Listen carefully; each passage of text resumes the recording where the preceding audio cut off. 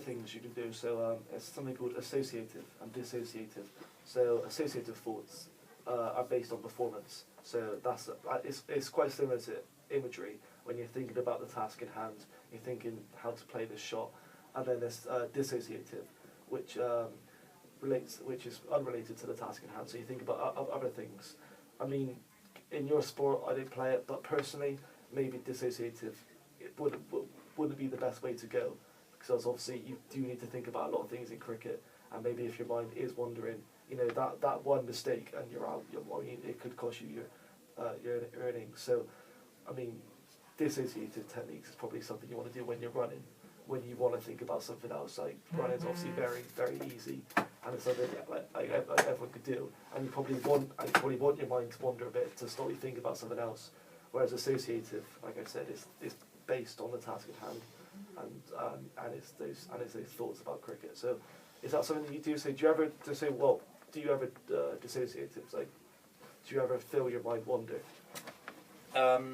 I do, especially when I'm in the non-striker's end. So, when the other guy's batting and I'm at the other end, that is probably the only time when I'm batting that I am not thinking about anything, literally anything. So, like I said, also it's good to have that as well. So you are, so you're not concentrating the whole time. And like I said, bam, use that keyword when he's about to bowl. So you're walking up, and then you're back into the game. So that's maybe something you could do as well. So there's also paralysis by analysis. So that's literally just overthinking a situation. So do you ever analyse? Do you ever think there's too many options and then you don't really know which one to play, or do you kind of have one and then stick to it? Well, I would have said before that would have been a thing, but I've worked kind of hard on knowing what I do best now, so I'm just beginning to understand my game a little bit more as I get older, as I've played more. Sometimes I do, if the bowler is making it particularly difficult for me, I start thinking outside where I feel strong. So I feel strong hitting the ball through cover over here, but the bowler's bowling from an area that I can't hit the ball there.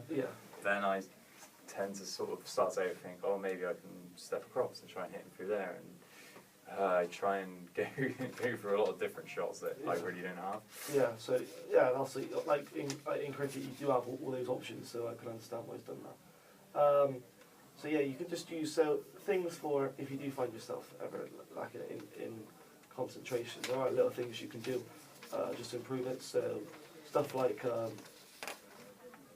distracting drills. So using drills in your training, is that something you do? So like simulation training, so putting the athletes, you and your teammates in like real game situations. Is that something you do, or do you kind of stick to nets? Only ever for fielding, so you can like hit catches in the air, people can make noise and stuff. But when we're batting, because we have such big ground at Clevedon, it's very. You feel when you're in the middle, you're very detached from everything else going on outside. But when you're playing at some other grounds, they're very close, a lot of them, and then the crowd are obviously, when you're playing away, it's like maybe 200-300 people there that aren't rooting for you. Who aren't supporting you, So smaller grounds, there's something I need to. It's just hard to distance yourself sometimes from big. So like I said, just like distraction drills. So you say the fielders use it. Maybe that's something you can incorporate with the batters as well. Maybe have, just play music from the side, or or like whatever. Just every now and then. Other things like shifting attention. So just like I said, from shifting from a broad to narrow. You say that's something you do. So just imagine a very simple way to do it is just taking a mental image of what's out in front of you and just picturing everything in the background. So that's having like a broad external view of everything. And obviously, like you said, when you are facing the ball, you like it not actually focusing so much on something. You like it when you're focusing a bit more on something else. I mean, have you ever tried literally really narrow-minded like focusing and trying to focus completely on the ball, and or did that not work out for you? The only thing I think about when people say they look dead at the ball at all the time is I find it quite hard to pick up because of bowling action. You don't see the ball the whole time. Yeah. So they'll go up here and they'll go, and you're talking like when you're 22 yards away, Yeah. and he's going sort of down here like this. It's He's really bringing it around. hard Yeah. to look at the ball go up, round, and back down to you. Yeah. I find so. I'm just looking at maybe if he's bowling from here, I'm looking at an area like this, Okay. and I'm just waiting to see his hand here Oh yeah. because I find it almost impossible to to watch the ball that Yeah. hard. Well, yeah. So yeah, you are fine. What about when the ball? They bowl it very fast. So I can imagine once that ball's straight to the ground is bounced up, you're already in position. You're not looking at the ball. You kind of know your shot already. You kind of, it's very weird to explain, but when someone's bowling very fast, you watch the ball, as soon as the ball leaves their hand, you've started moving. Yeah. Yeah. And you've almost already decided what you're going to do before it bounces almost. Yeah.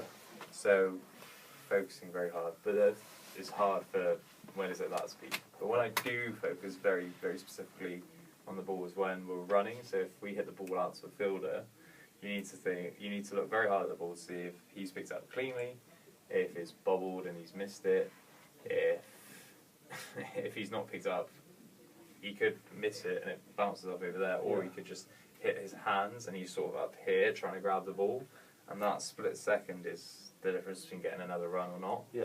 So that only time I really use very narrow-minded focus is when I'm watching the ball, the fielders. So yeah, so obviously it is good that you're already incorporating that into your game. So you are shifting your attention, and you are, and like I said, it's the relevant cues as well. So you say it's hit his hand, and it's gone off. That's a relevant cue for you and your teammate to get another run and score that. So yeah, so it sounds like you do that quite like the shift in attention. It sounds like you're very good at that already.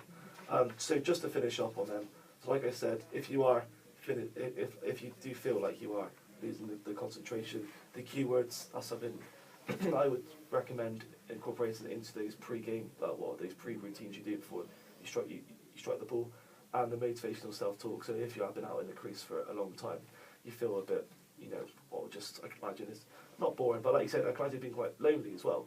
You're obviously out there, everyone else, apart from your teammate, you're literally the only one out there on that field. So maybe using that motivational self-talk can bring you back up. I've got some further reading for you if you want to give it a go. It's just about self-talk and keywords, so that's something you can put in there. Cheers. Okay, thanks for your time.